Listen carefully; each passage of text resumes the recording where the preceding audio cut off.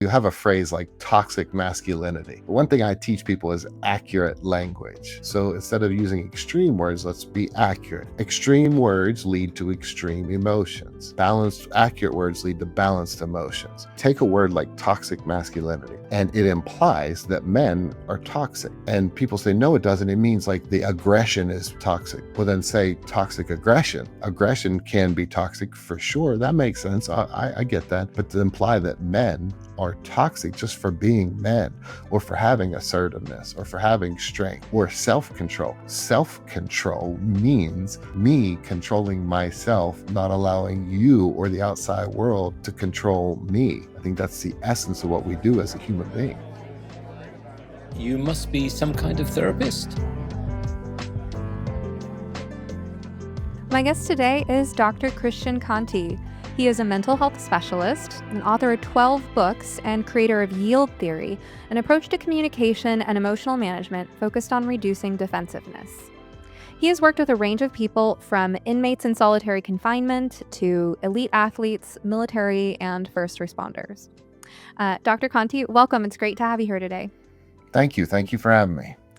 My friend Jake Wiskerson has spoken very highly of you. He seems to really adore you as one of his mentors. So for longtime listeners of the pod who have heard Jake here before, this is someone he looks up to tremendously. Jake is amazing. He's a wonderful human being. So I think a few of the things I want to get into with you today, one would be yield theory. I haven't read your books. I'm going into a lot of my interviews these days blind and unprepared, but I do know that it's about prioritizing reducing defensiveness in how we choose to communicate. So I want to share your insights with my audience, because a lot of my audience is concerned parents of troubled adolescents and young adults. And this is one of the major themes that comes up for us all the time, is really lowering defenses being sort of the North Star that guides your action. So I think you have a lot of value to share around that.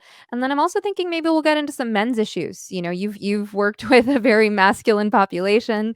You work on, things like anger management. So what is therapy getting wrong about men? How can therapy be more male friendly? Sound good?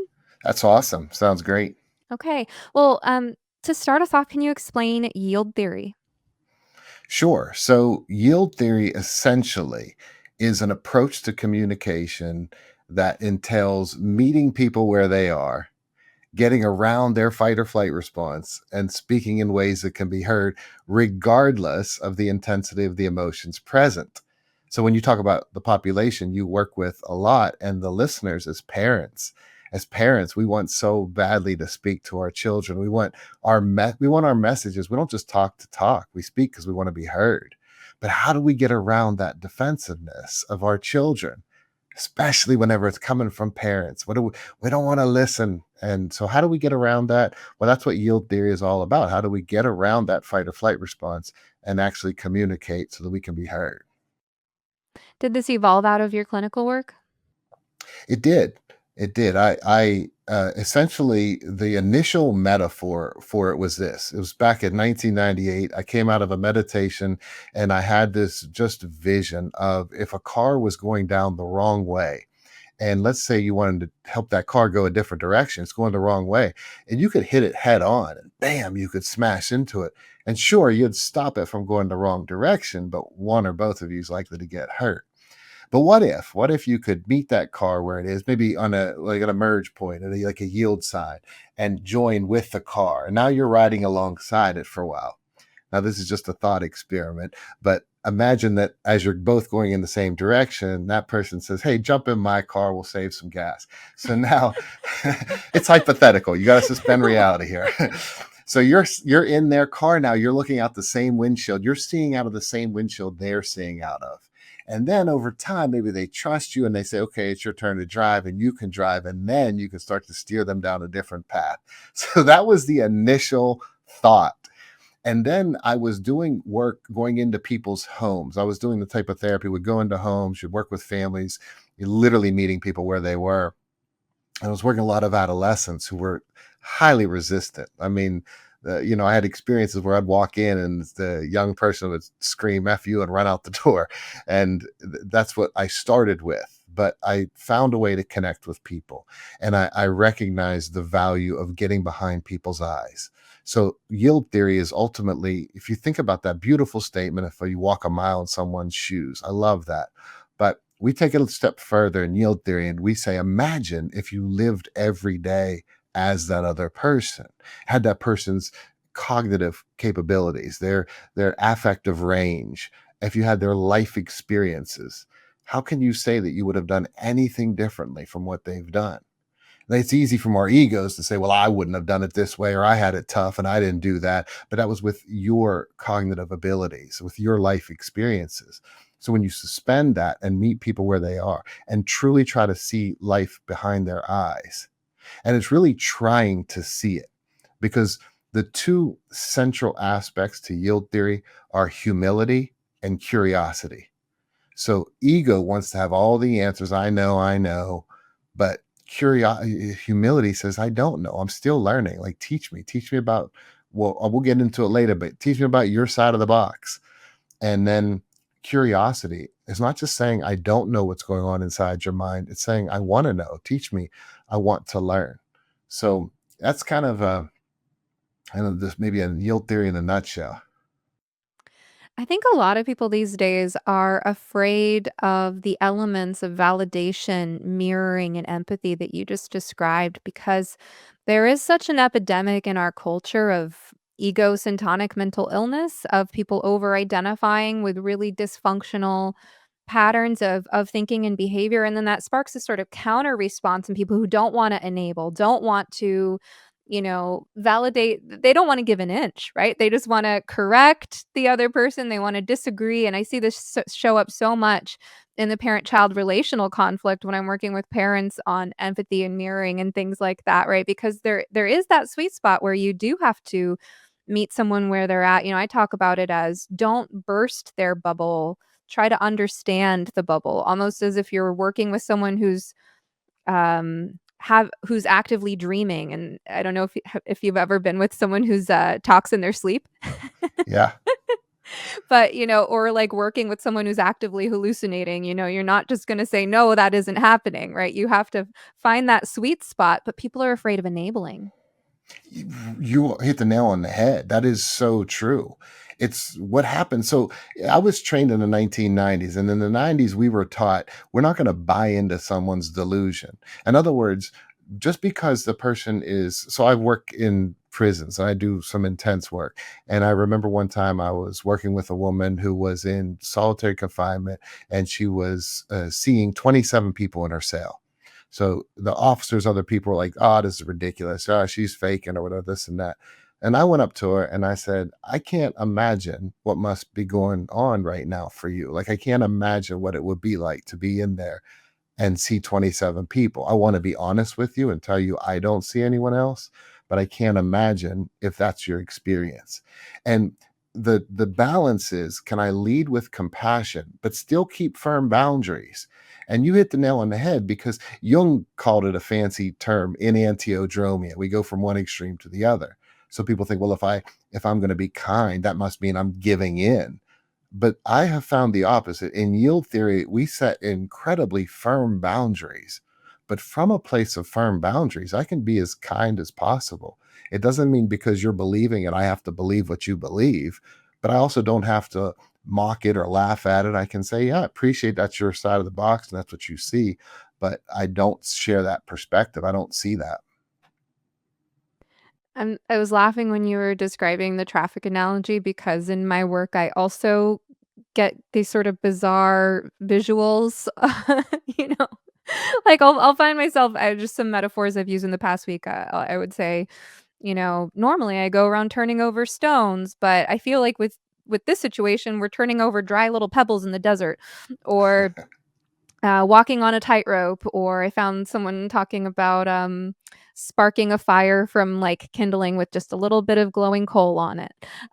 These sort of visceral images come to mind that describe situations. And maybe this is male brain versus female brain. I don't tend to think in terms of driving, though, like in cars or machines. But I mean, in the analogy you gave, I'm thinking there's a lot that could go wrong if there's any oncoming traffic. Um, and so, with regard to, I'm glad you said that you do set boundaries in your work because that's the thing people are looking for when they don't want to give validation, right? They're looking to differentiate themselves. So, do you ever run into difficulties in coaching people through this, or run into maybe places where people get confused on how you can sort of simultaneously walk alongside someone, go in the same direction as them, like you're saying, walk in their shoes or drive in their car or whatever. But also maintaining that sense of self of, no, I'm joining you because I want to understand it from your perspective. That doesn't mean I think your perspective is necessarily the right one. I'm just, that can be a tricky place. It's incredibly tricky. So I have videos on YouTube, and I remember one of my videos on 10 ways to discipline your children. I talk about, you will hear comments and you'll hear people in the comment. I mean, it's over 1 million views, so you get lots of different comments, but people will say, oh, so you're just going to give kids whatever they want. And it's so funny that the moment you talk about having compassion, that the belief is that they're going to go to that extreme and just give them whatever they want. It is okay to say, listen, first of all, discipline is absolutely necessary. Discipline and violence got all tangled together, and they don't need to be tangled together. You can have incredible discipline without violence whatsoever. So, for example, my 4 C's of parenting are choices, consequences, consistency, and compassion. So, we give children choices. We acknowledge them because the reality is they have choices in every given moment. And when you highlight them, you're actually helping them with their efficacy, and figuring out, if I make this choice and I don't like the consequence, okay, then I learn from it. And consequences, obviously, you've got to help deliver consequences if there aren't natural ones. And then consistency, we got to follow through. We have to follow through with what we say. I always say we start off with this much credibility with our children, and every time we say we're going to do something and we don't, we take away our own credibility.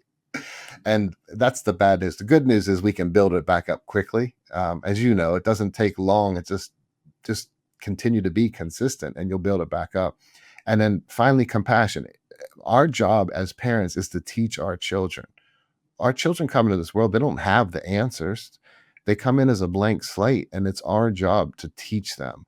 And so to have compassion, like one thing I have is an infinite amount of patience for our daughter, because she deserves it. She deserves all the patience in the world let me help her guide her through life. I'm thinking about my stepson who's been the harder kid for me, the one who put up the most resistance.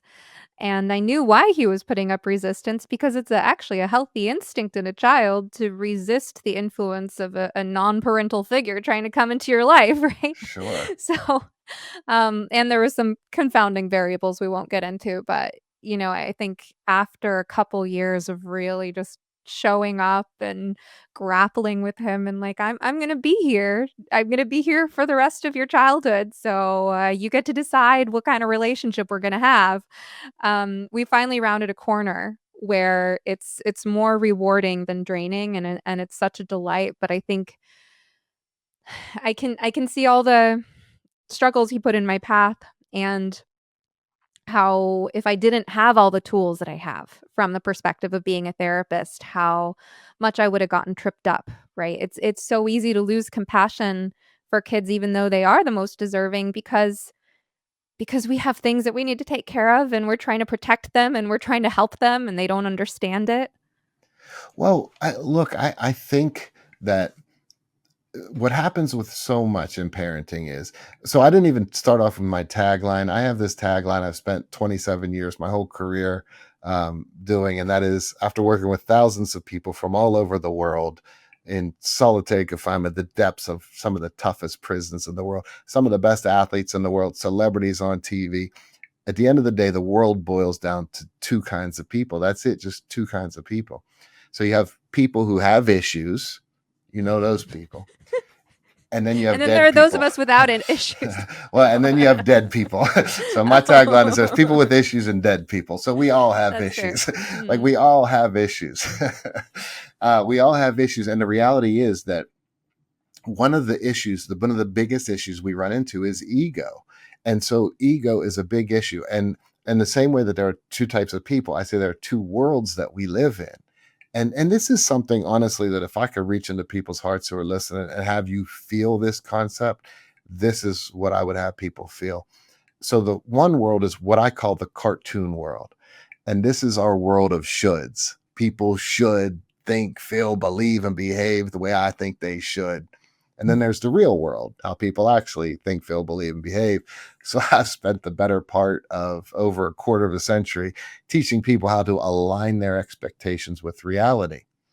And the more prepared we are for reality, the better we're going to operate in it. But what happens is we get caught up in a cartoon world. And listen, I didn't come up with the world of shoulds. Karen Horney wrote in the Neurosis and Human Growth in the early 50s. She called it the tyranny of the should. Later on in the 50s, Albert Ellis said, don't should all over yourself. So I just call it the cartoon world because it's fictitious. It's not reality. But here's what happens with parents to our children. Well, you shouldn't have said that. You shouldn't do that. I shouldn't have to repeat myself. You should be acting the way I think you should versus how they're actually acting, what they did say, what they did do. And we get caught up in a lot of angst because we try to force the world into our cartoon world. But the unfortunate reality is that's not the world's issue. That's our own issue. You know what I like about your use of cartoon to describe that is what is a cartoon? It's a two-dimensional caricature. It's lacking perspective, right? Like we get caught up in that stuff when we don't have very robust theory of mind. That's a great way to say it. I never heard anybody say it that way. Thank you. I like that a lot. That's exactly it, though. That's really, really a profound way to say it. So the kind of things you're saying right now, is this a part of your anger management work? Because I can imagine if you've, given that anger management is part of what you do, that you've worked with criminals and people in high stress situations, that it their expectations of others, as you just described, could really get them into a lot of trouble. It is. I mean, the heart of yield theory is this concept of the cartoon world, real world for sure, but especially when it comes to anger. As a matter of fact, our daughter is studying physics. She has a fellowship right now. She's studying distant galaxies. She's just a brilliant young person, super kind. I could talk about her all day. But I always say when it comes to math, she can handle that. I don't know that I can figure out the math of this, but if I was able to make a math problem out of this, here's what I would say. The degree to which you expect that something should fit your cartoon world divided by the degree which it actually is not in the real world will equal how angry you actually get. So if I think there really should be no traffic today when I drive and everybody should get out of my way, and I get there and it's a big traffic jam, well, I'm going to be really, really angry.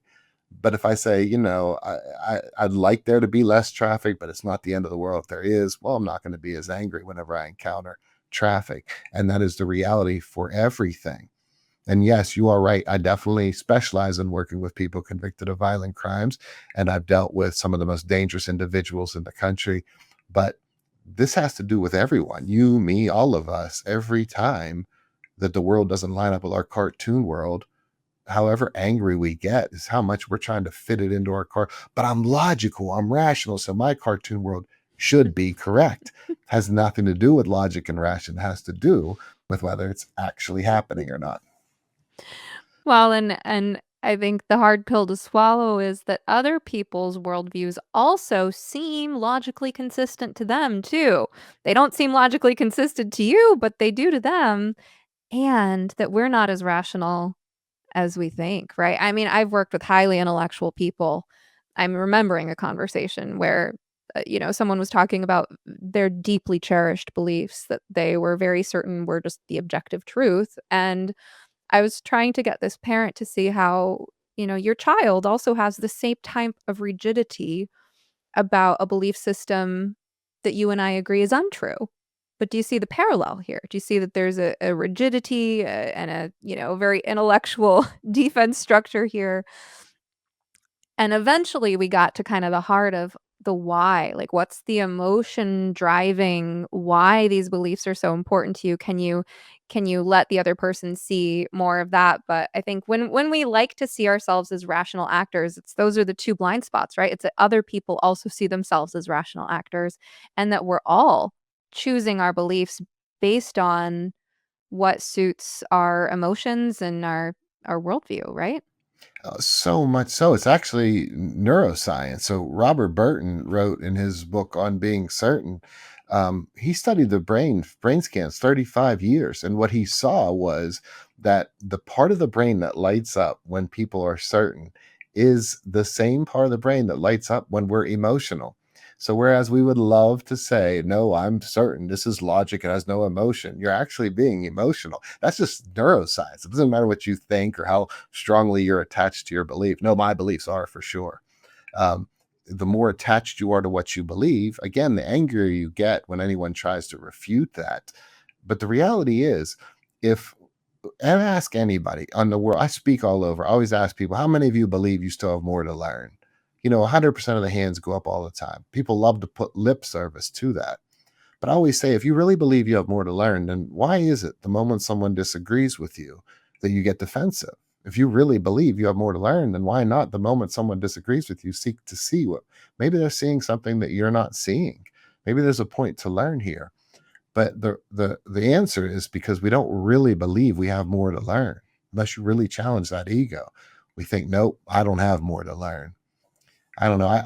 I've been humbled so many times that I definitely I have a statement in my new book, Strong Mind, Strong Man. I have a statement that says it's better to be humble than to be humbled. So I think I've been humbled enough that I would not lead with certainty. It'd be very difficult for me to lead with certainty. I'm remembering just how over the years as a therapist, one of the things I noticed is how common it is for almost anyone to have a strong desire for someone else to change their mind about something.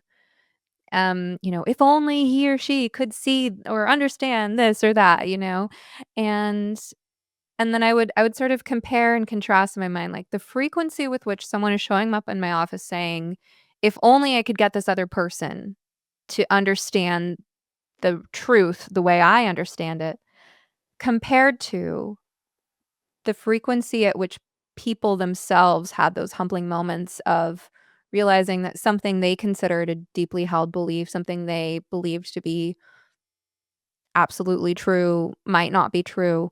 Like, those moments are few and far between. If we're fortunate, if we live a good life, we get several of those per lifetime.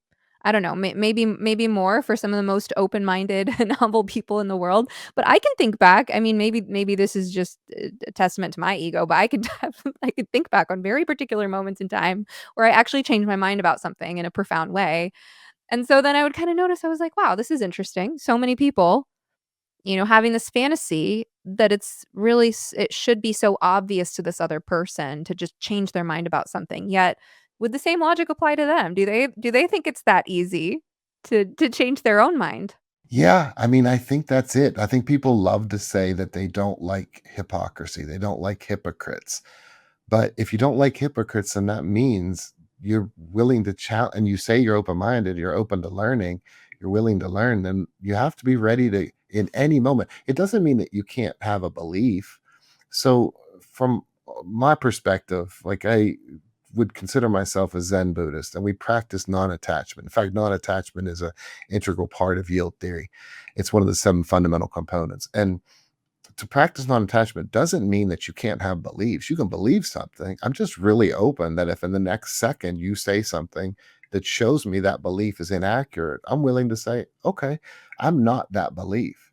So the way we do it, we do a lot of visuals. We do a lot of metaphors and visuals in yield theory. But let's say if I take my thoughts and I put them in this book and I'm attached to these thoughts and you start to disagree with them. And I say, how dare you disagree? These are my thoughts. Don't you know who I am? But if I really believe I have more to learn, so I take these thoughts, I set them down over here. And if you disagree with those thoughts, I say, okay, you disagree with my thoughts. You're not disagreeing with the essence of who I am. And I'm going to tie this all into yield theory and what we really do, because there is a key for parents out there saying, okay, how does this relate to me talking to my child, and I'm going to bring it to you in a second. But if I can be open and non-attached, it doesn't mean I don't have these thoughts. It just means I'm open to learning in every moment. And I think it's a pretty wonderful way to live. I think it's difficult for many people to get to the spot where you can be muscle memory, but I've watched it happen. We've trained a lot of people in yield theory, and you get to the point where you can learn how to be non-attached, and you'll find you're not losing who you are. Who you are is beyond any of your attachments anyway. So, in terms of things parents can do, one thing I'm picking up on is modeling, right? That through modeling intellectual humility and non-attachment to our ideas, or a separation between our beliefs and our identity. Um, Modeling is certainly one thing that is, likely to go over pretty well with most people, because either they realize you're setting a good example or they don't notice it at all. But you're not trying to force them into anything. What else? I mean, but because part of what you're describing is emotional maturity, right? So for people who are worried about those who are emotionally immature and who frankly have many years to go, probably, because they're young, right? And parents are worried about people in their teens and 20s. You can't just explain these things to them, right? So besides modeling intellectual humility, what can parents do to help reduce the defenses of young people who are very attached to their ideas? Yeah, that's such a great question. So I want to highlight first that comment about modeling, because you're right. It's absolutely it. Matter of fact, I have a book for parents, and the title is Zen Parent, Zen Child. And it encapsulates what the whole book is about. If you want your children to be calm and have self-control, you've got to be calm and have self-control. You can't sit there and smoke a pack of cigarettes and say, don't smoke, it's not good for you, because they're learning far more. And again, ego likes to swoop in and go, I know, they're learning more by what they watch and what they hear. That's great, but are you actually living it? It's one thing to say it, it's another thing to actually live it. So what is the secret? How do we get around the defense mechanisms? How do we get around ego? Well, listen, I know in this world, it's easy to be skeptical. It's easy to be skeptical of others, especially if we disagree with them. Oh my goodness, is it easy to be skeptical of people you don't like or you disagree with? But can you be skeptical of yourself? Well, my whole theory is about leading by example. So I certainly had to practice what I preach. And I asked myself a while back, what is it that I do? Like, what do I actually do? I stand at a cell door and talk to somebody. I sit in a comfortable Zen setting in my office and talk to someone. Like, what do I do? And I realized that the secret to getting around people's defensiveness, the secret to getting around that fight or flight response is three things: listen, validate, explore options. That's it. Three things: listen, validate, explore options. Now, I was speaking about 10, 12 years ago at this big mental health convention. There were 500 people there, and this woman came up to me at the break, and she was super condescending, which is always fun. And she came up to me and she said, that's it? That's your big theory? Three things? I said, yes, ma'am. But if you think about it, all Bruce Lee ever did was move, block, and hit. He did pretty well for himself. So it's not just saying the words, listen, validate, explore options. It's how we listen. It's how we validate. It's how we explore options that makes all the difference in the world. And our ego likes to rush in and say, all right, I did listen. We don't listen till we think we check some bureaucratic box and say, I listened, I validate. You validate until the person feels validated. And when you want to be heard, these are the three things you do. If you want to be heard, listen. Because if you don't listen, you're not meeting the people where they are. I'll tell you a little metaphor, because again, we tie all these metaphors in. But if I were to give you yield theory in a nutshell, there was a man who was charged with leading a group of people up a mountain. So he took off full speed, gets to the top of the mountain. He looks around. Nobody's with him. They're all at the bottom of the mountain. So he starts screaming, you should be up here with me. I had it tough. I started down there.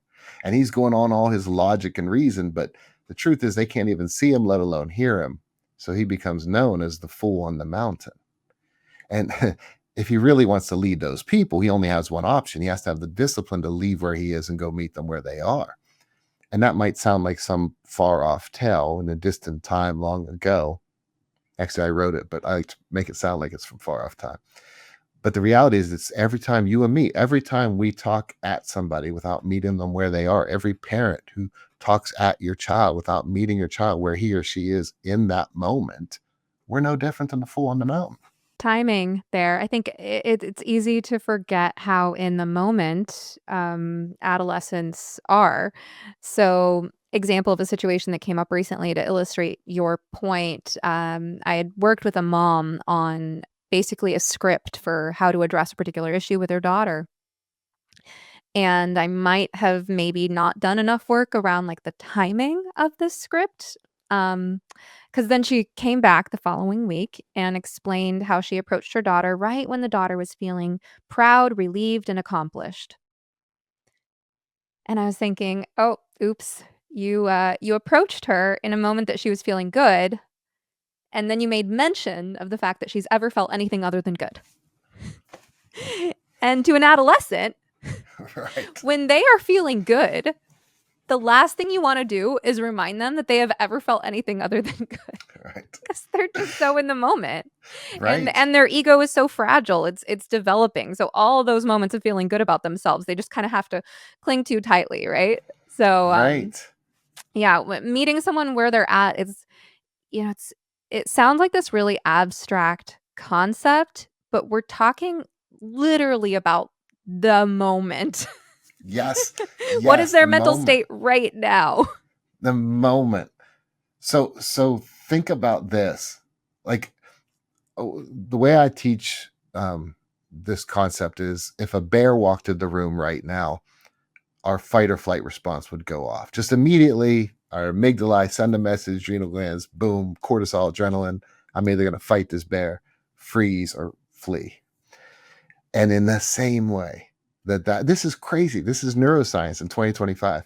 In the same way that bear triggers that fight or flight response, the same part of your brain is instinctively triggered if someone threatens your ego. Let me tell you why you're wrong. Let me tell you why your beliefs are wrong about politics or religion or anything else. And boom, all of a sudden they're ready to be defensive. So telling a teenager why you're wrong when they feeling good and feeling right, like boom, defensiveness.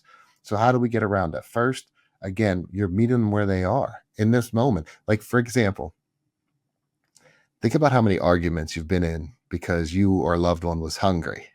Have you ever been in an argument because you're hungry and you're like, I I'm, plead the I'm fifth. so you know this experience. Your face tells you know this experience. And what happens is, it's great. It's just straight neuroscience. When you're hungry, the part of your brain that's activated is the hypothalamus, which you look at a brain and you go, that's seated in the middle of the limbic system. So it makes a lot of sense why, when you're hungry, you feel agitated and irritable. And so what happens? So here is something different about yield theory from, say, cognitive behavioral therapy. I love CBT. I was trained in it. I anchor so much work in it. But one of the areas where it's different with yield theories is, in CBT, they say your thoughts determine your emotions. In yield theory, we say your thoughts impact your emotions for sure, but your mind always wants to match your body. So think about this. If your body's agitated and irritable, your mind races to make up a story to make sense out of it. You combine that with the cartoon world and you go, you should have turned into that restaurant back there. And I'm mad right now because of you. And really, you're just hungry. And your mind wants to make up a story to make sense out of why you feel the way you do. And I remember working with a parent one time, and her son was 6. And I said, I really think it's important to see if he's hungry during this time. She said, I checked that before. You checked it before. That's something you need to check several times every single day. It's not. Oh, yeah, there was one time he wasn't hungry. Yeah. She's like, oh, no, I checked that before. No, every single day, multiple times a day, you're checking, because that hunger is overtaking. He's not ready to learn a lesson.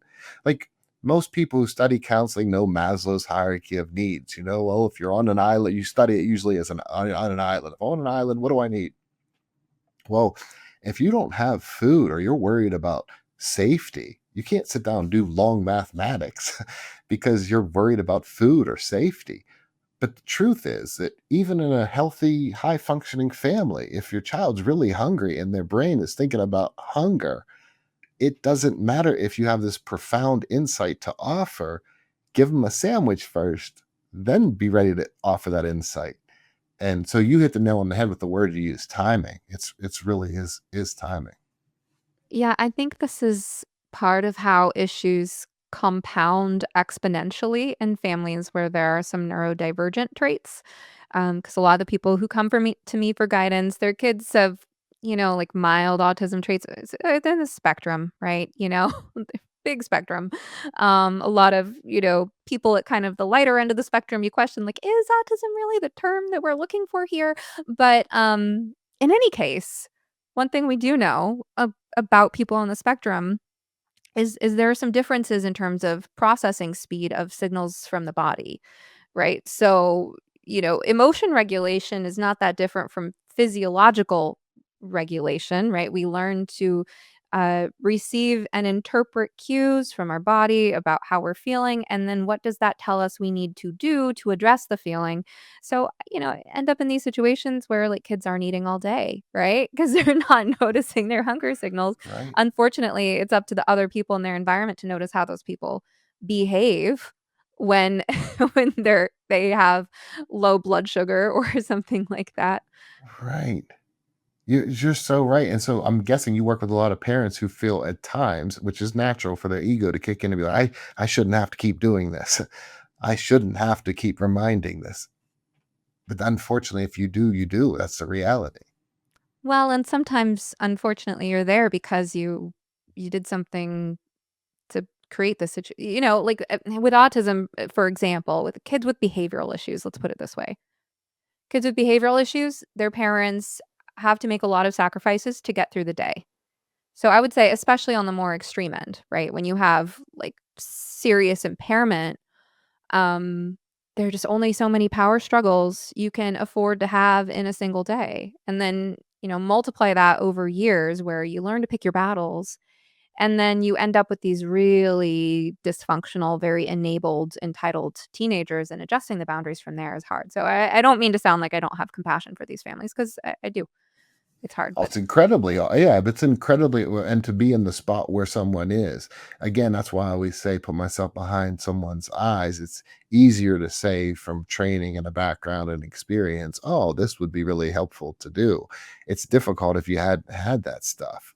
And it's difficult, but it's possible. And I think that's the part that I've been doing therapy for 27 years. I say it's possible because the one thing I believe in is the human potential. I believe in people's ability to potentially make that change. I'm not saying it's easy, not even a little bit. And again, when people move from one extreme to the other, the moment you say something's possible, if their brain is struggling, they say, so you're saying everything's easy. Nope, I'm not saying that. We live in a world, especially in the last few years, where people tend to really take a thought to the other extreme and run with it. So we'll get a lot of, so you are saying, no, I'm not saying that. That's why being able to discern is one of the greatest skills you can teach children. Learn to discern. If I say, I am, for example, writing a book to help men, that doesn't mean I'm against women. It doesn't mean if it's for this, it's against somebody else. That's someone else's issue, not the issue. let's talk about men. What does therapy get wrong about men? Well, I think that a lot of men believe that if they go to counseling, they're going to have to lie down on a couch and cry and be super vulnerable. And so, what I do with guys a lot is I love asking. I mean, again, decades I've been doing this. I'll ask guys at the end of a session, "Is this what you thought it was going to be?" And they're like, "Not even a little bit." Um, in fact, a lot of times people say, "I'm glad I talked to you because I wasn't going to go talk to a counselor." It's like, "What do you think I am, or what do you think I do?" Because it's okay to admit that you're hurt. It's okay for men to say, I think when guys think if I'm hurt, like, man, that relationship, she broke up with me, she cheated on me, that hurt. And they think that that somehow makes them weak. And I think society will reinforce that in certain ways that if you are hurt, you're weak or less than. And that's not the reality. what I tell a lot of men, some of our strongest men in the military, some of the toughest men, they see trauma, and trauma impacts the brain. And so I tell guys all the time, listen, when I was young, my dad used to tell me, if a bully's picking on you, punch him in the nose. Listen, I'm a Generation X kid, so I grew up fighting. Stuff doesn't offend me. But I'm not saying to go out and punch people in the nose. I'm just telling you this is what I grew up with. And so my dad would say, punch him in the nose because he can't lift weights with his nose. Well, let me just tell you what I take from that now. What I tell a lot of guys in the military is this: you think if you have PTSD, that makes you less than or weak. But the truth is, no matter how strong you are, no matter how tough you are physically, we all have a 3-pound brain. That's it, a 3-pound brain. I don't care how strong you are, you have a 3-pound brain. And when trauma impacts you, it impacts you. And it can shape the way your neurons fire. It can literally shape your neural pathways. So I think what people get wrong for men about therapy is thinking that for a lot of guys that they have to go in all or nothing. I either have to go in and bear it all. But a lot of guys, I learned to tell them things like the cartoon world, real world. And they're like, this is unbelievable. Like, this is something I needed to do. I do this technique with a lot of guys. Let's say that I say to this kombucha tea, if I say to this kombucha tea, I say, hey, you suck. You're the worst tea ever. And he's like, oh, man. And I'm like, I'm just playing. You're like the best tea ever. Yeah. They say, who's in control of the tea? And you say, well, I'm in control of it, right? And you think that's so ridiculous. This guy's doing a puppet technique. But think about this. How many times has your day been going one way and someone came along and said or did something, threw your day off? And in that moment, that person made you their puppet. So I work with guys all the time about, you're giving away your power. You're letting people make you their puppet. You're giving people your energy that you don't even like or respect. And so what I think men are drawn to, especially that's why I put this in his new book, is about how to control your inner world. Because in the history of humanity, this is so powerful. In the history of humanity, every being who's ever lived, you are the only person with unrestricted, unfiltered access to your mind. And if your mind is a place of peace, great, keep doing what you're doing. But if your mind is a place of angst, anger, turmoil, well, you're the only one who can change it. You used the word control, and I think control gets a bad rep in therapy. Like the idea that we should control. It feels very masculine coded in a way that's been kind of demonized. Yeah, this is another reason why I wrote this book during this time. There's a lot of stuff about men that gets demonized. So you have a phrase like toxic masculinity. So one thing I teach people is accurate language. And we do this all the time. If you know cognitive behavioral therapy, you know the dangers of extreme language. You never listen to me. Well, for that to be accurate, that means I never heard a single word you ever said. So instead of using extreme words, let's be accurate. Extreme words lead to extreme emotions. If I say no one ever listens to me, that means in the history of my entire life, over 8 billion people on the planet, not a single person has ever listened to me. That's not reality. So if I'm more accurate, if I use accurate language, so-and-so didn't hear me the way I wanted them to hear me today. That might be a little bit more accurate. So extreme words lead to extreme emotions. Balanced, accurate words lead to balanced emotions. But you take a word like toxic masculinity, and it implies that men are toxic. And people say, no, it doesn't. It means like the aggression is toxic. Well, then say toxic aggression. Why toxic masculinity? Like aggression can be toxic for sure. That makes sense. I get that. But to imply that men are toxic just for being men, or for having assertiveness, or for having strength, or self-control. The word control, again, if it gets lumped in and changed and morphed and someone attaches their own things to it and runs with it, I can't do anything about that. But reality is self-control means me controlling myself, not allowing you or the outside world to control me. I think that's the essence of what we do as a human being. Yeah. So, how are men doing? Like, I think you have a perspective as a very masculine therapist who specializes in men's issues. Like, how are men really doing? Because I'm a little worried. Many of you listening to this show are concerned about an adolescent or young adult you care about who's caught up in the gender insanity and therefore at risk of medical self-destruction. I developed ROG Repair as a resource for parents just like you. It's a self-paced online course and community that will teach you the psychology concept and communication tools the families I've consulted with have found most helpful in understanding and getting through to their children, even when they're adults. Visit rogdrepair.com to learn more about the program and use promo code SOMETherapist2025 at checkout to take 50% off your first month. That's rogdrepair.com. Yeah, not too well. I'd say not too well at all right now. I was running a group in a county jail maybe less than 6 months ago.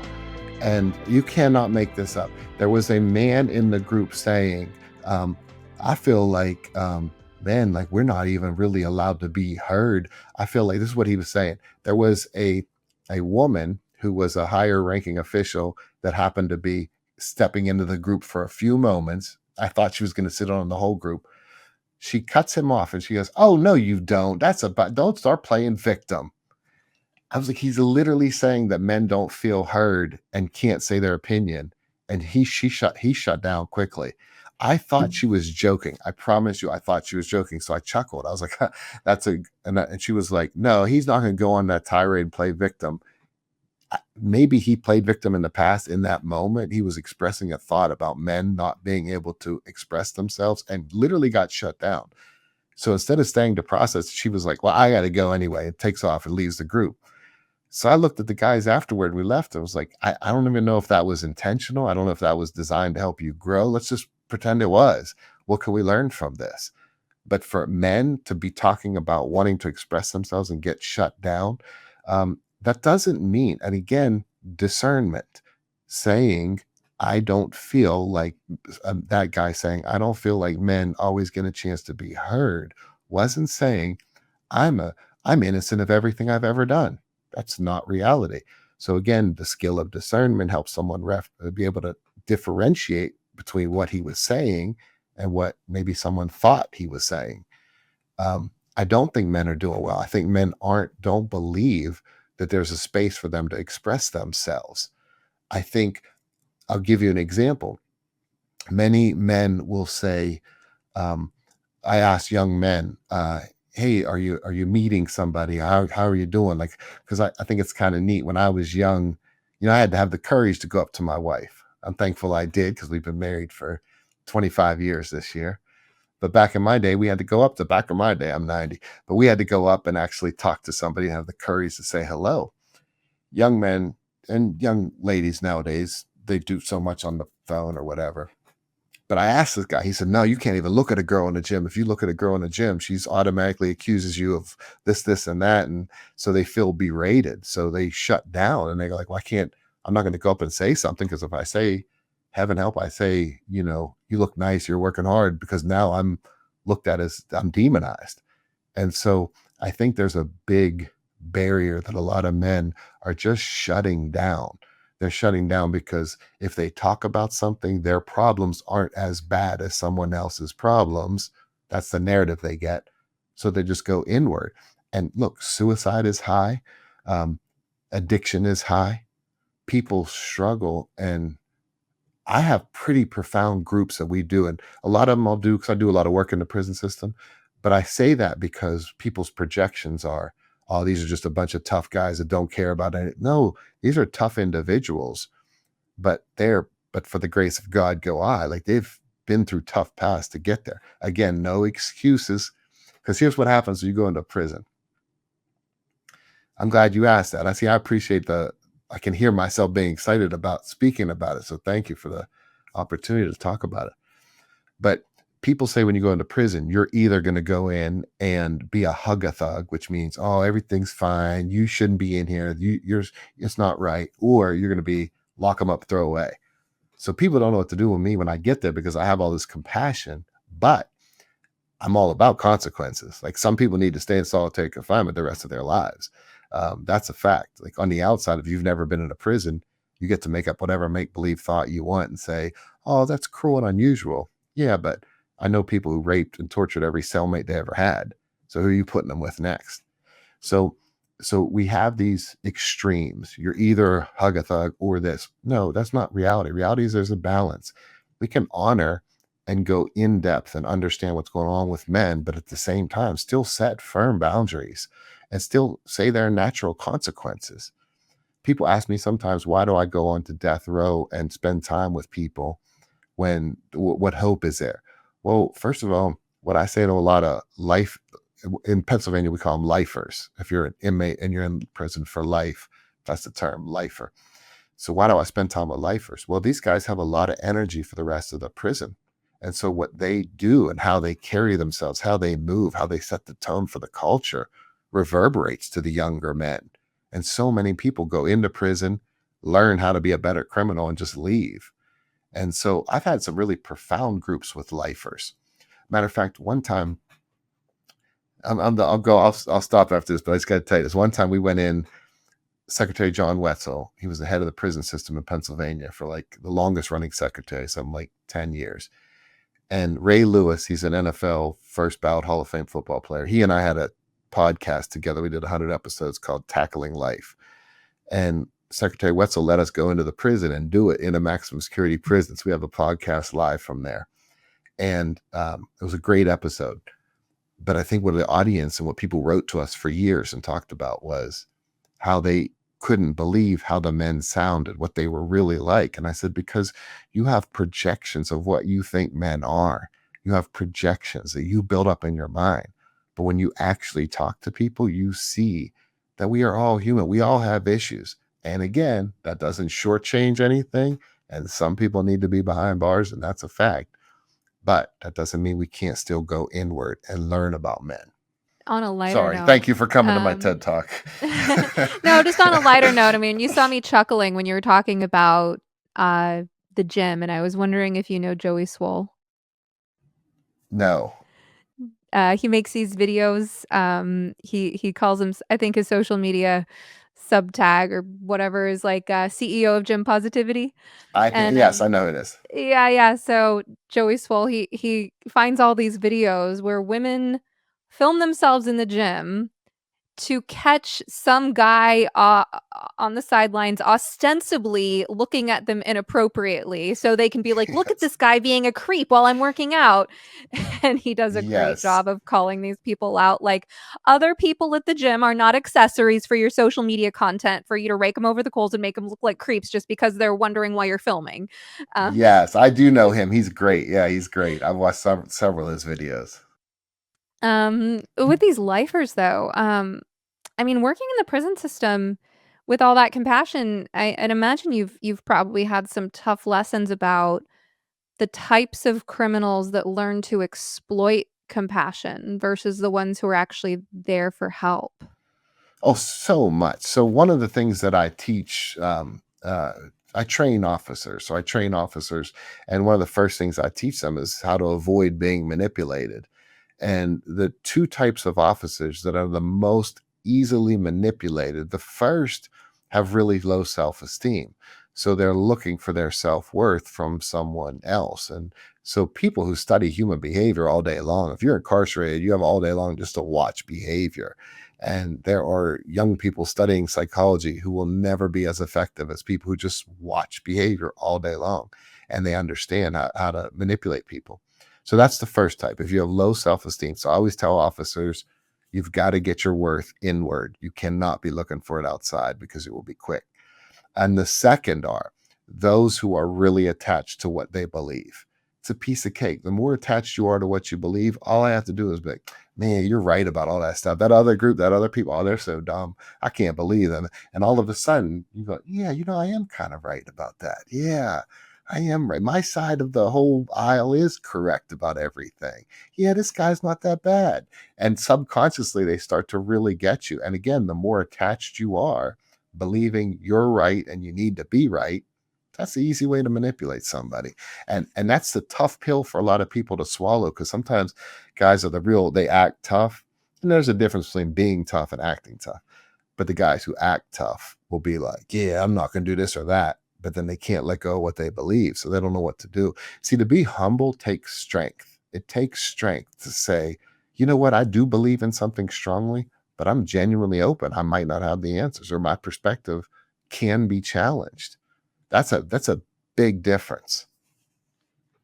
That point you just made about how our attachment to our beliefs makes us easily to manipulate. I call that in my course gameable heuristics, because if you so obviously subscribe to a belief system where you're like, everyone who votes for this candidate, or everyone who is pro or anti this issue, or everyone who claims to profess allegiance to whatever doctrine is on the right side of history and everyone on opposite is on the wrong side, then you've just made it so obvious how to get on your good side, right? Like, all Right. someone has to do is wear the right color.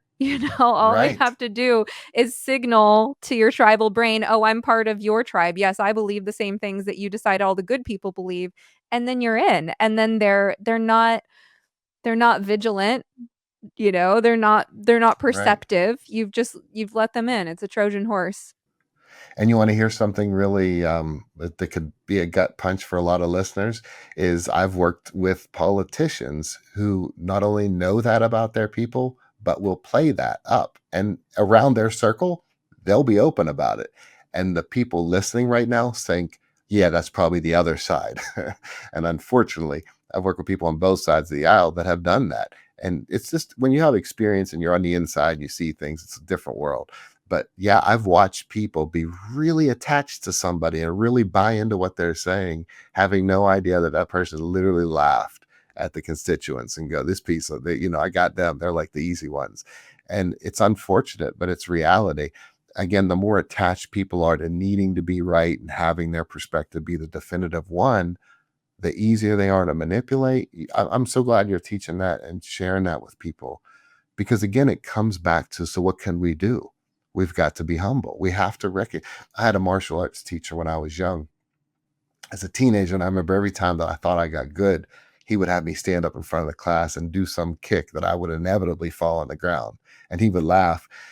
And at the time, what he was doing was literally knocking my ego down, and I needed it. I needed it terribly then. But I learned at some point then, early on, don't walk in and act like you're more than what you are, because there's always room to learn. There's always going to be somebody who could give you insight. That thing you just described, knocking you down, I'm thinking how that's a component of fathering, and I'm remembering how, this moment in grad school, not in grad school, no, my undergrad, sorry, um, because I studied environmental studies in undergrad, and then I went on to counseling psychology, and I was a fatherless girl, so I did not have a father figure. All of those needs you get from a father, unmet, classic issues, right? And I had this, teacher, Steve Gleasman, for anyone who went to UC Santa Cruz's environmental studies program knows Gleasman, and, he was teaching us, ethnobotany, and we had this lab one day where, um, I walked in and I did something really stupid.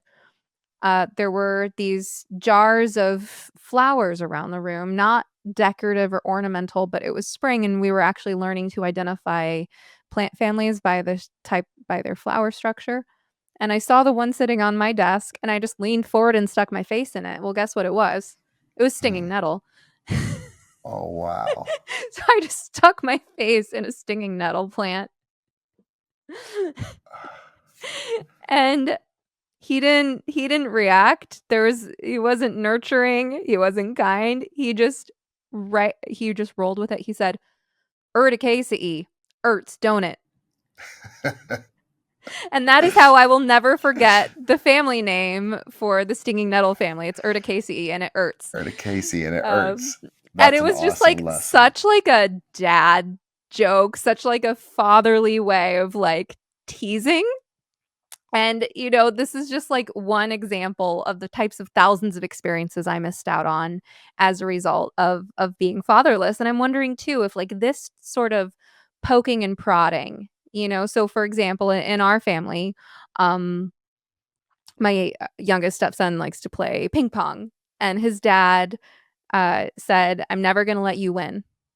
When you beat me, you will have genuinely beat me." And this went on for like 2 years before the kid got good enough to beat his dad, and now he's so proud because he can actually beat his dad.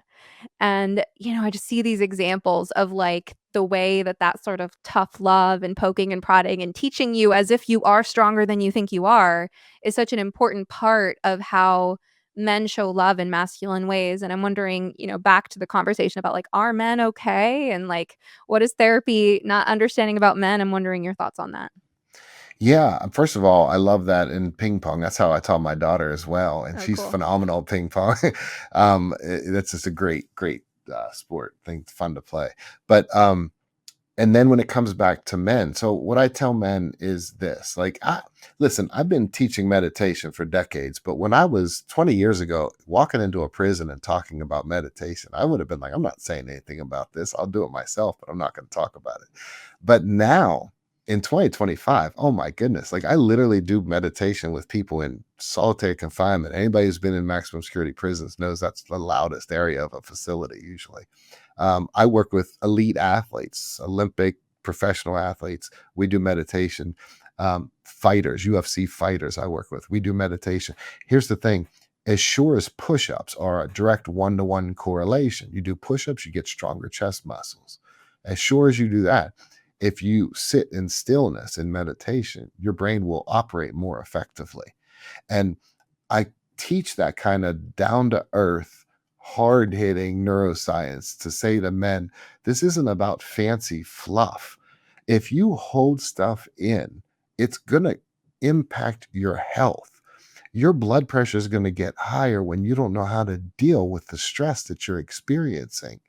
If you act tough, all you're saying is, I'm going to shove this down and hurt myself later. It's going to impact my health. It's going to impact my family, my loved ones, my social connections.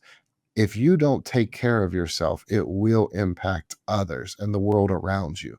My wife keeps saying, you know, I really like that you wrote this book because the world is better when men are better. Like the world is better when men are better. If men can understand how to control themselves, and again, not just to be some controlled puppet, but to control their emotions and understand what to do with them. Anger's not wrong or bad. It's an emotion. I think it's a teacher. So what is anger there to teach you? But the control part is to say, do I have the self discipline to sit through it, through an uncomfortable emotion and not react to it? And instead say, okay, you know, what I tell guys is this, and men and women is for real, no matter how intense your emotions ever get. I want every parent to hear this when they're in a tough moment. Every single emotional experience will have a beginning, a middle, and an end. It's inevitable, which means your emotions will come and go. Your actions, however, can't be undone. Your words can't be unsaid. So if you can teach your children how to sit in an uncomfortable emotion and say, you don't have to hurry up and fix this. Imagine what you're setting them up for life. So our daughter meditated for over 10 years every day, never missed a day of meditation. We hadn't talked about this for a while, and she just brought it up the other day. That taught her how to be able to sit through something that was uncomfortable and say, and she's one of the most incredibly balanced human beings I've ever met. I'm in awe of her. Not just because she's our daughter.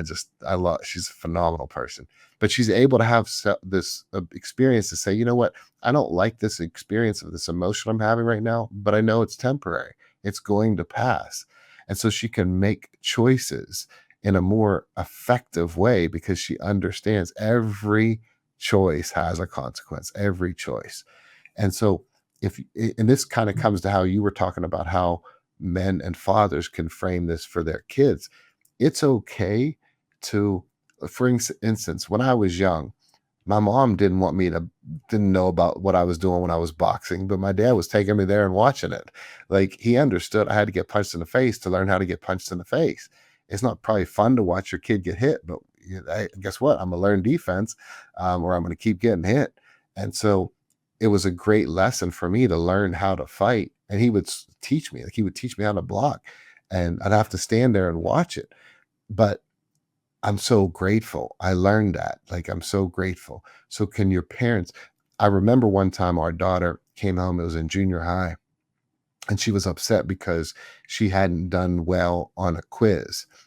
And instead of me rushing in and going, "It's okay, don't worry about it. It was probably a bad teacher, probably bad quiz. Don't worry." No, I said, "How does it feel?" She says, I wasn't rescuing her. She said, I hate it." I said, "How badly?" She said, "I really hate this feeling." I said, "Well, let's sit in it for a minute." And I just sat there with her. I said, "If you really hate this feeling, you'll never not be prepared for a test again." And as I'm saying that, she was in junior high. Our daughter is on a paid fellowship for astrophysics right now as a sophomore in college. She got a paid fellow. Her research was ranked second in the university. And she's doing that right now, studying distant galaxies. How? Because she sat with that feeling, and we didn't run from it. It was uncomfortable. I could have easily swept her up in that moment, be like, "Oh, it's okay. Don't be No, let's sit with it. Let's learn. You're not going to die from it. It's an uncomfortable emotion, but you can learn from it." Natural consequences, people. That you showed your daughter in that moment, first of all, that you weren't afraid of her feelings, Right? right? So then she can internalize that so that she doesn't have to be afraid of her feelings, but she can pay attention to her feelings and get the lesson, and you helped her get the lesson successfully, and you framed it as a choice. You didn't say, "See how bad you feel? You don't ever want to feel this bad." And no, you said, "Oh, that's how bad you feel? I guess you're going to learn what you need to learn so that you don't put yourself in this situation again because it's your life." And she got the lesson. And yeah, I work with people with natural consequences all the time. And usually, when there are young adults with behavioral issues, you see this pattern of like thousands of micro iterations of parents rescuing their kids from natural consequences. And the example I like to give is, if it's your kid's job to do their own laundry, and they haven't done it Sunday night and they don't have any clean clothes to wear to school the next day, are you going to rush in and do their laundry, or are you going to let them feel embarrassed at what they're wearing on Monday and feel that pain? Because the thing a lot of parents don't get is that if you don't let them experience those consequences for themselves, the consequences get bigger over time, right? And then you're still Yes. there to rescue them. So that was just such a great example of natural consequences. The other thing that you made me want to ask you about is, what about parents who fear their child's emotional intensity, where the intensity of the expression of emotion on the child's part, successfully, you know, intentionally or not, becomes sort of weaponized, where it controls the tone of the house. In other words, the kid knows that amplifying distress in a certain way or to a certain degree will successfully mean that we don't deal with the things that we're supposed to deal with. What do you say to them? Yeah. Well, so I teach transactional analysis to parents. Is that something you're familiar with and teach people? Uh, I think if you describe it, it sounds like a Because useful term, but Eric Berne had a theory called transactional analysis, where he broke up ego states into parent, adult, child. So it was actually taught in theories classes until about Gerald Corey's like third edition. I only know this because I taught theory, so I know the details of them. But and so the late 80s, they started to take it out of your theories textbooks. I still teach it because it's a really relevant theory. Essentially, it's this. So we all have three ego states: parent, adult, and child. The parent part of us is broken up into two parts: the nurturing parent, the part of us that's loving and kind, and then the critical parent, the demanding critical part of us. Then the a child is broken up into two parts. You got the fun child, just wants to have fun, and then the hurt child, poor me, it's not fair, victim mentality. And then the adult is the rational part. Okay, so what happens is the whole, it's such a cool theory. It's called transactional analysis. So I always used to tell students, break down the word transactional. Trans is across, actions, behaviors, analysis. We're evaluating how these ego states crisscross. So if somebody is in a hurt child, poor me, what do they want from someone else? Well, they probably want the nurturing parent. But what do they get from the other person? The critical parent. It's not fair. You need to suck it up. You always do this, and boom, boom, boom, and it can get big. And so what happens is I teach these ego states because it's a game changer for people. Because once you understand that if a child's hurt and she goes to play hurt child, and she can go hurt child, then you're either going to eventually, you want to get her out of it. So you go so nurturing. It's okay. You feel however you want, do whatever you want, no consequences, because I don't want you to be in that state anymore. But then she learns to keep playing a bigger and bigger hurt child. But if she could learn, listen, I appreciate you playing a hurt child. You're still not going to get it. So if you choose to do that, that's fine. But this is the consequence. So what you do is this. I'll use this visual for you. If I take a rubber ball and I throw it off a wall, boom, it comes back to me. Boom. I could do this all day. Boom, boom. Well, that's like critical parent to critical parent. Well, you said this, but you said that. Well, what about this? What about that? What about 2 weeks ago? What about 2 years ago? You could do that all day.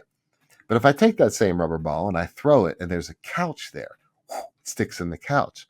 If I want to throw it again, I got to walk all the way across the room, get it, walk all the way back, throw it again, walk all the way. And what's going to happen? I'm going to get tired. Okay. So I teach people to be the couch, stay in the adult ego state. They throw, the critical parent, the hurt child, they throw, but you don't throw back. They throw, you don't throw back. Eventually they lose steam and you actually bring out the adult out of the other person. Let me tell you, the first time when trainees or people in the conferences or trainings, the first time they see that it works, they're like, oh my gosh, this is a miracle. It's not a miracle. It's you're staying in the adult ego state. So what's the magical formula to stay in it? Validate. Look at listen, I appreciate you're feeling sad right now. I get that you want to feel sorry for yourself. That makes sense. But just because you do doesn't mean remember the whole beginning of this talk, 27 people in a cell. Just because you feel like it's the end of the world doesn't mean it is. And I'm not going to buy into it. But I appreciate that you feel that way. And I can be genuine. And here's what happens. I remember teaching this to our daughter when she was in junior high. Listen, this is hilarious. I pick her up from school at the end of the day. Hey, honey, did you think about that TA stuff that I taught you, the transactional analysis? She said, oh, yeah, I did. I said, did you happen to see it today? She said, I saw it today. I said, well, tell me about it. She said, well, at lunch, everybody was in their hurt child. They're all one victim over the other. Well, you feel bad for me. And we amplify this victim mentality. If I'm a victim, you have to pay attention to me. You have to feel bad for me. I get attention. But that's not where people need to get their attention for being a victim. How about for being the person who's strong enough to get through, to survive that moment? So teaching people a methodology like this can really help parents see you don't have to run with your kids every time they're playing the victim or jumping into critical parent. We can sit with that tough emotion and not just bounce back and forth with these transactions. I got to tell you that I do teach this on YouTube. There's one of my videos is called Understanding Relationships, and it makes a lot of sense with the visuals. So if anybody wants to check it out, it's called Understanding Relationships on YouTube. But the visuals do help it with, I draw circles on the boards and stuff like that. But does that make sense? Well, I'm going to get kind of meta and sidestep your question, and because I'm just noticing something about your process where I think you and I are aligned, but I'm realizing not all therapists think this way. Because I think you like to teach people useful psychology. Like you find it therapeutic. You find it relevant to your work as a therapist to teach people psychology. And not all therapists would agree. I'm just thinking about this. I got into a conflict with a colleague. I'm not going to say who, but a colleague asked to look at my course. And I said, yeah, of course, here's a code to check it out. And, feel free to tell me what you think. This wasn't someone I asked because I actually had people beta test my course. I had my target audience beta test my course. So this wasn't someone whose, opinion I was really soliciting. I was just like, yeah, of course, check it out. Let me know what you think. Anyway, my colleague gets back to me, telling me that she thinks my course is basically not a good idea. Because I'm teaching advanced psychology concepts to people who are not psychology professionals. And yeah, that was the end of our friendship. I was Yeah.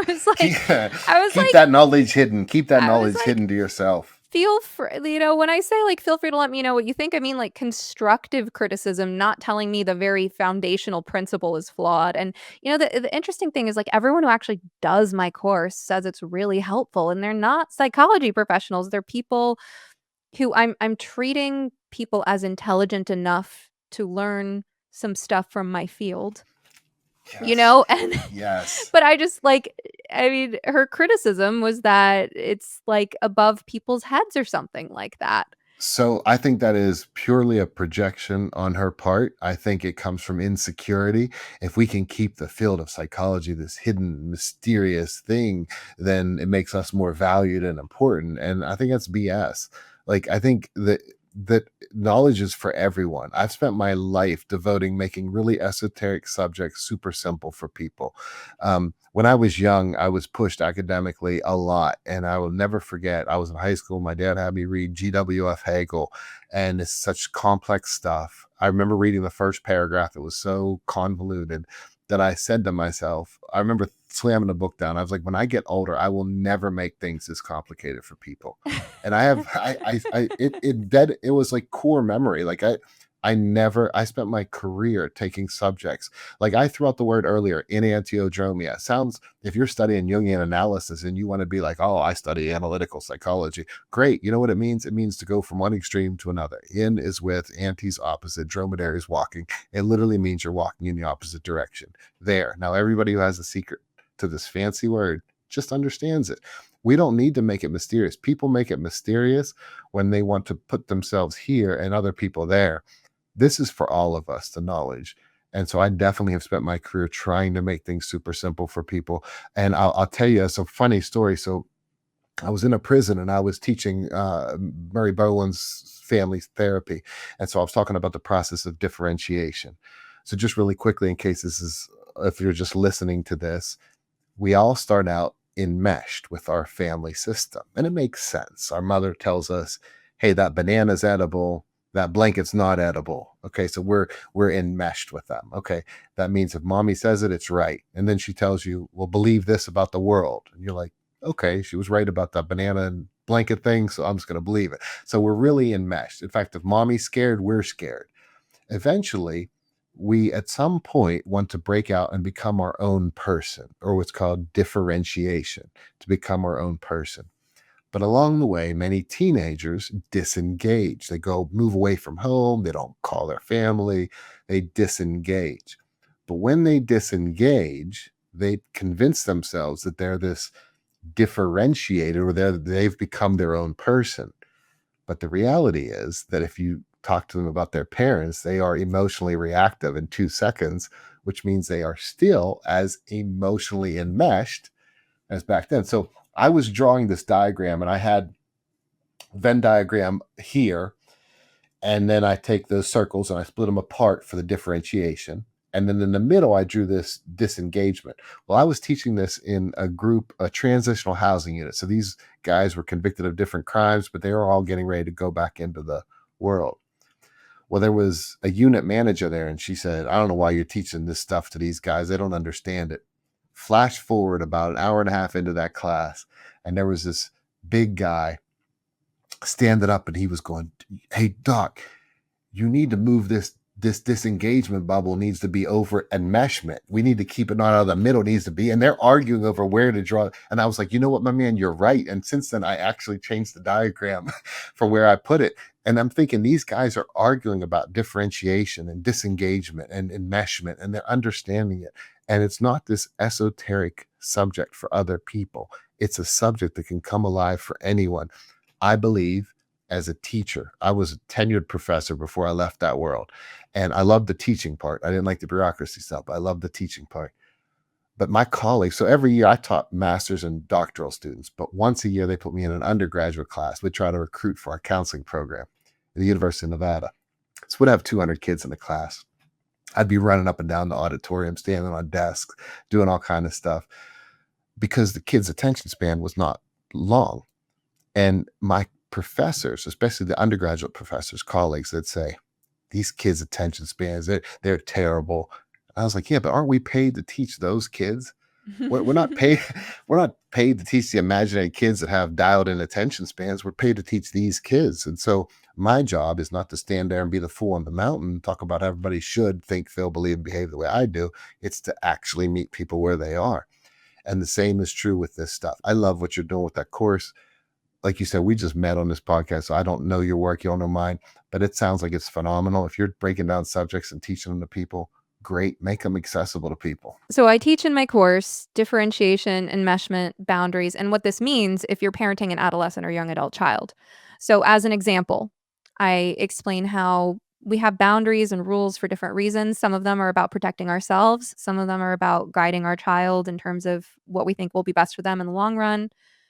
But if you have a rule, a given rule, boundary, or limitation that is because of you and your needs, you have to be very clear about that with an adolescent because their ego is fragile and they're going to hear everything as you telling them they're not capable or whatever. And it's like, if it's like, no, it's because I literally can't, you have to make that very clear because they will hear it as I'm not capable. Right. And because of that enmeshment, so I teach all this practical psychology stuff in my course. And yeah, it's just funny at that meta level that you and I both enjoy sort of treating people as if they're capable of learning these things. I mean, granted, I think, those of us who are very intellectually driven, maybe we sometimes err on the side of assuming people have the same intellectual interests or capacities, and sometimes we have to correct because people have different capacities or interests. But that being said, it's sort of like the zone of proximal development, right? Like when we're learning, when we're just above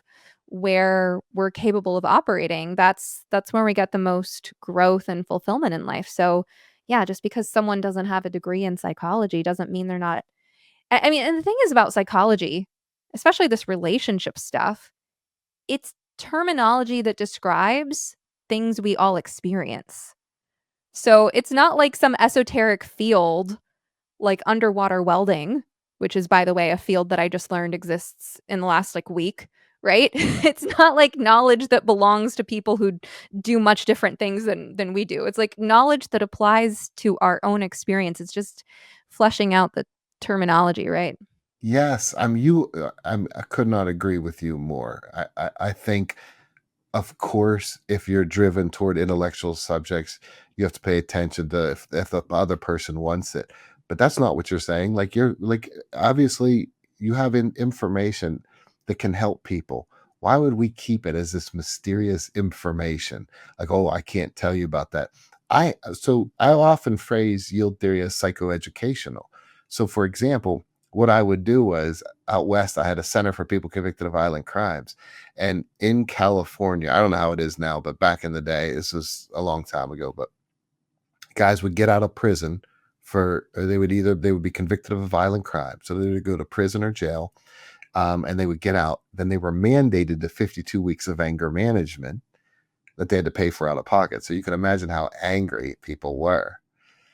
52 weeks. Now, my rule was you got 3 unexcused absences a year, and our group started at 5 o'clock and 7 o'clock. At 5:01, you were late. That counted as an unexcused absence. You only got 3. On the 4th one, I'm calling your PO, and you're going back to prison or jail. Now, I'm alive with you today, even though some people came a minute or two late on their 4th time. And the reason why is I was very clear with the rules. Like it was never personal. You don't disrespect me if you break a rule. You broke a rule, so there's a consequence, but that doesn't mean I take it personally. But more than that, we had guys graduate that group, get off of parole, and voluntarily come back to the group. And people, judges, paroles, PO officers, they're like, we never saw anything like it. I was like, the door's open. My job is to teach. You come in and watch what we're doing. We're talking about life. And one of the things I did was I would take a subject. And as a busy person, if you're dealing with a lot of different things in a day, I might stay on topic for a day. So if I was teaching a concept, like let's say family therapy, if I was teaching, I ran a mental health center during the day. So I was dealing with undergraduate students who were doing in-home therapy, and I was doing supervision with them. Then I'd go to the graduate school, teach a graduate class, master's students or doctoral students. And then that night I'm going and working with guys convicted of violent crimes. Some guys were doctors, but some guys were illiterate. And I had to take that same, I might stay on topic all day because it was easier for me, but I just found different ways to teach it to all the different groups and said, this relates to everyone. This experience relates. What you're doing is helping people with stuff that will help them. That's a fact. And I think when people get turned off by that, not only is that their own issue, it's pretentiousness, it's narcissism, self-centeredness. Like it is what it is. It's like, why would you teach this to us? I had a statistics professor, and I'll never forget this. I'm doing my doctoral research, and stats was never my strong area until I had this guy, and he broke it down so simply. And he's like, I mean, basically, think about this. Let's take a simple idea. If you're studying two groups, you do a t-test. If you're studying multiple groups, you do an ANOVA. I remember when he broke that down the first time, I said, why? That's so simple. He said, well, of course. I was like, why don't other professors make it easy? He said, because in statistics, we have a group of people who feel like they have to be really important if they make everything hard for other people to understand. He's like, I just don't believe that. And he influenced me. I said, you know what? You're right. Why would we make anything hard for people?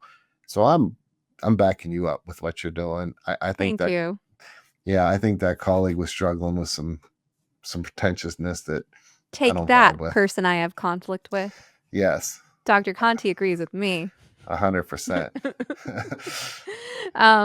Okay, here, I'm going to play devil's advocate for a second, and then we should probably wrap up. But the problem with psychoeducation, pop psychology being misused, right? Like when Of course. therapists, when we educate people, there are certain terms that make it into lexicon and others that don't, right? So like gaslighting has made it into the lexicon, Sure. you know? Sure. Egosyntonic mental illness, for very convenient reasons, is not a pop psychology concept because it would do a lot of damage to people who get that secondary gain, right? So I guess maybe I'm just going to play that devil's advocate for a second there. Okay, so here's what happens. People misconstrue the terms, and then they believe that that's what they're arguing. That's like me saying, I don't know, if you could tell me a group that you like, I don't care, whatever kind of group. Well, give me a group you like. It could be anything. I don't care if it's a musical group, anything, just some group you like. Oh gosh, I'm blanking. Even a group, if you have it could be a religion, it could be anything, whatever. Okay, how about you're on the blue team, okay? Okay, I'm on blue team. You're on the blue team. So I say, well, I'm on the blue team too. And now I start espousing things that you despise. But I keep going, I'm on the blue team. And you're going, what are you talking about? We don't do that.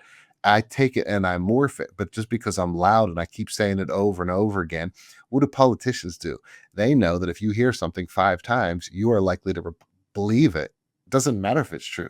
So they use this. Matter of fact, that's so commonplace nowadays. People even know that they do that and they still do that. You just keep saying it over and over again. So that happens with terms.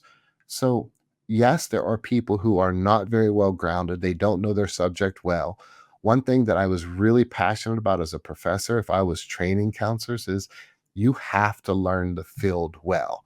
Like I said, I have a lot, again, I have patience and compassion, but I have boundaries. And if you're going to study and become a professional counselor, you need to be, which person you sit down with and be like, you know what?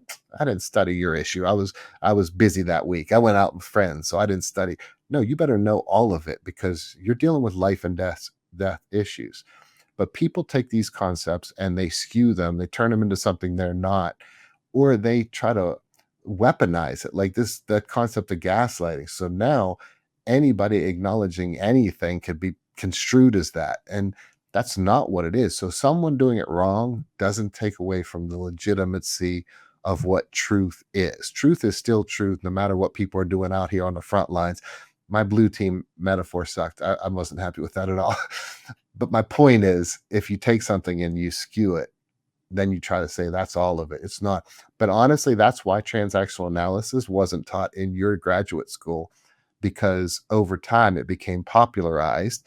There was a book called Games People Play, and I would have students read it because you go back and read it and it's like the 1950s lingo. And so the terms are really antiquated. And so like, I can't believe you. Listen, I can read something and just look for what I want to gain from it. That's what mental strength is. I'm not going to sit and look at all the things in the book I don't like or don't agree with. I'm just going to pick out what does work and how I can build on it. So my point is this: if somebody doesn't agree with that, cool, that's fine. I disagree. I'm going to keep breaking things down for people. If you want to keep knowledge secret or hidden to make yourself feel better, cool. If that makes you feel important, great. I'm going to keep breaking things down for people, because I don't think knowledge is for the select few. I think it's for everyone. I'm just remembering a story, and maybe I'll use this to sort of illustrate what you're talking about and then close. I did a yoga teacher training in my 20s, and that feels like forever ago. And I did not go on to become a yoga teacher, but I did learn a lot. And it also kind of ruined yoga for me, honestly, because then I would go to class and I would like critique the instructor's style. Anyway, I had this teacher. I had two teachers. They were great, very knowledgeable. And one of my teachers, Brigida, she said that when she was studying, her teacher said you would be good at teaching beginners.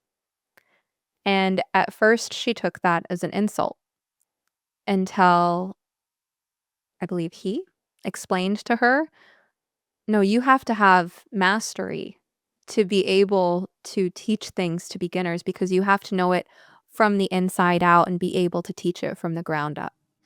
That's it. That's a perfect story.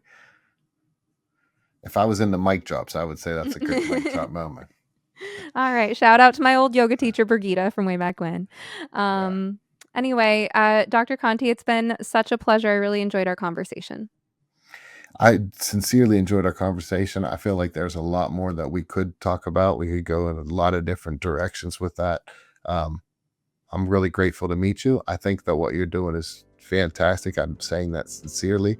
I love that you have a course that breaks things down for people, because that's how you're really helping a lot of people. Well, thank you so much. Maybe we'll talk again soon. Sounds good. Thank you for listening to You Must Be Some Kind of Therapist. If you enjoyed this episode, kindly take a moment to rate, review, share, or comment on it using your platform of choice. And of course, please remember, podcasts are not therapy, and I'm not your therapist. Special thanks to Joey Pecoraro for this awesome theme song, Half Awake, and to Pods by Nick for production.